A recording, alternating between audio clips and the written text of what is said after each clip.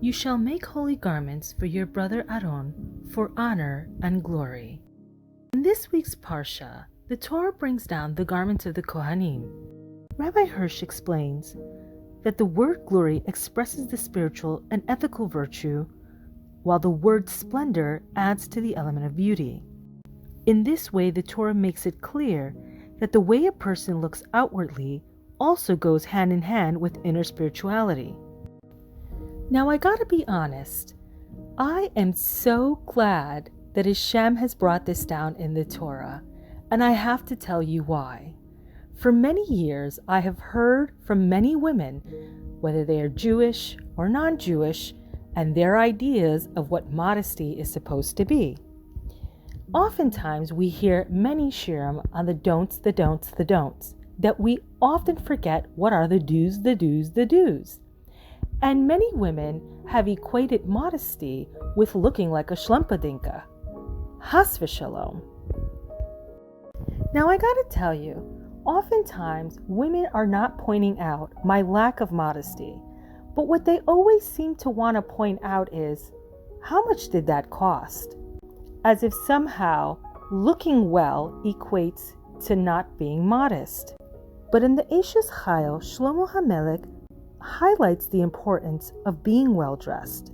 The Eshes Chayil, which has been well known as the gold standard of what a woman's behavior should be like, actually brings down some great insight.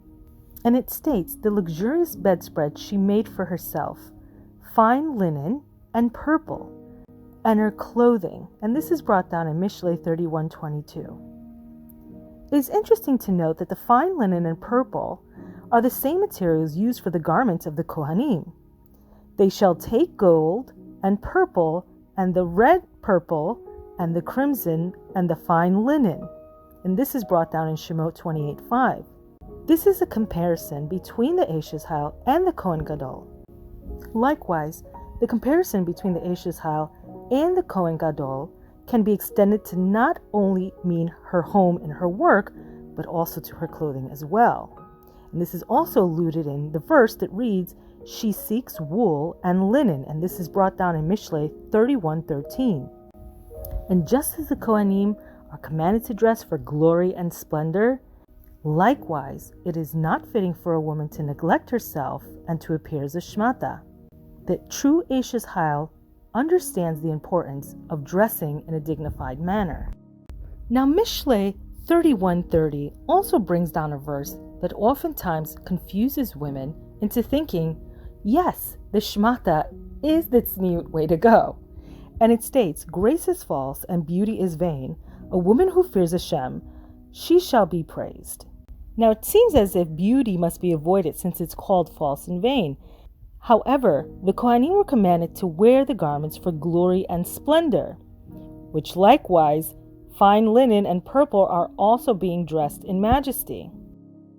Now I must point out that today's society, the standard for beauty is very well known. It's be undressed, go out naked, and that's beautiful.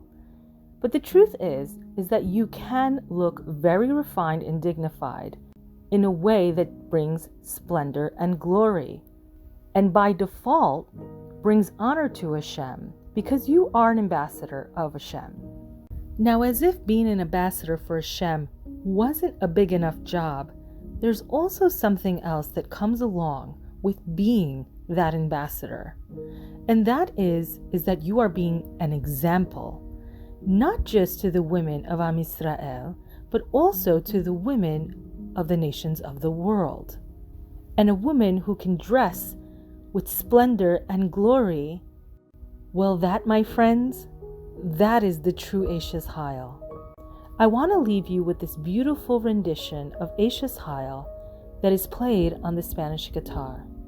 And I hope that it brings inspiration to all the women of Am Yisrael to know that you can be beautiful, you can be dignified, and you can be refined. You can follow this series, A Woman's Worth by Devorah Esther, on YouTube at Gimel Dalet 777. Click subscribe to be notified.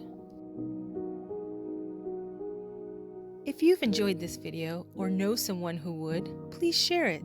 Tzikku limitzvot.